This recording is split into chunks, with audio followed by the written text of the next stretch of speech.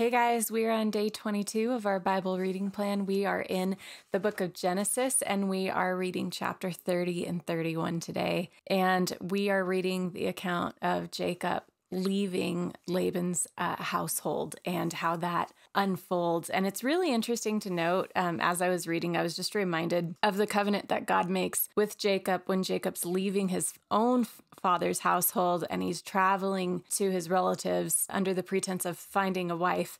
And I was just remembering the covenant that God makes with him at Bethel. It's interesting to note, like, if you think about the whole story of his time there, he spends 20 years in Laban's household, 7 years working for Rachel, 7 more years working for Rachel because he accidentally marries Leah or is tricked in marrying Leah. And then he spends 6 more years working for Laban.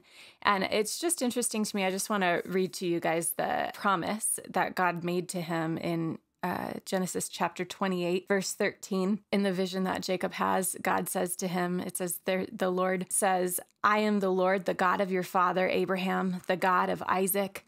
I will give you and your descendants the land on which you are lying. Your descendants will be like the dust of the earth, and you will spread out to the east and to the west." So God says, the land you're lying here at Bethel, where you're lying now, I'm going to give you this land, God says. And then God tells him he's also going to spread out his land to in every direction. He says, I'll give you and your descendants the land in which you're lying, and they will be like the dust of the earth, and you will spread out to the east and to the west, to the north and to the south, and all peoples on earth will be blessed through you and your offspring. He says, I am with you and will watch over you. And this is important. I am with you and will watch over you wherever you go, and I will bring you back to this land. I will not leave you until I have done what I've promised you. And then Jacob says the next day after he worships the Lord there, after a little while, Jacob makes his own vow, and he says, if God will be with me and will watch over me on this journey that I am taking. There's a lot of eyes in here for Jacob. On this journey I am taking, and will give me food to eat. This is what he asks God to do. Will give me food to eat and clothes to wear. Notice he doesn't ask for the wife that he's supposed to be going after. He says, will give me food to eat and clothes to wear so that I return safely to my father's household. Then the Lord will be my God. And this stone that I've set up as a pillar will be God's house. And of all that you give me, I will give you 1/10. And so he makes this covenant with the Lord, and the Lord has already said, like, I will bless you.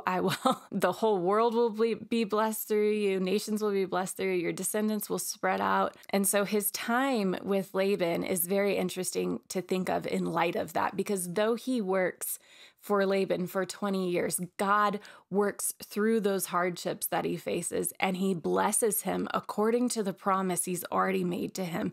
He gives him children. By the time that Jacob leaves Laban's household, he has 11 sons and a daughter, who is also mentioned in this story. He has 11 sons, and he has been blessed with flocks. In fact, he's been blessed so much that it creates a little tension between Jacob and Laban's sons and Laban himself. So in chapter 31, it says, Jacob heard that Laban's sons were saying, Jacob has taken everything our father owned and has gained all this wealth from what belonged to our father. And then it says that, and Jacob noticed that Laban's attitude toward him was not what it had been. And then in verse 3, the Lord said to Jacob, go back to the land of your fathers and to your relatives, and I will be with you. Same promise.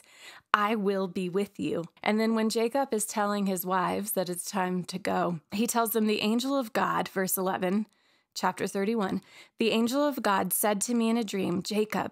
I answered, here I am. And he said, look up and see that all the male goats mating with the flock are streaked, speckled, or spotted, for I've seen all that Laban has been doing to you. I am the God of Bethel, where you anointed a pillar and where you made a vow to me. God reminds him of the vow he made.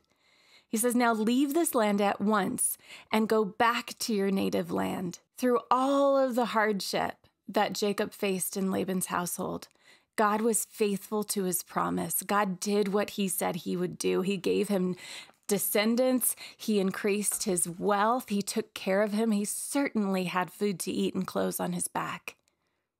He was faithful, and he was faithful at a time where Jacob put him to the test. And I think that that is maybe the most encouraging piece of Jacob's story to me, is that God is patient with us. God is patient with what little faith we have in his ability to do the things that he has already said he would do. He is so patient and so willing to fulfill his promises to us. All we have to do is trust him and listen and do what he says. Perhaps if Jacob had immediately obeyed when he had that vision where God said to leave and go back to his father's house to fulfill his vow that Jacob made, perhaps the story would have gone a little bit differently. We don't know. We don't know.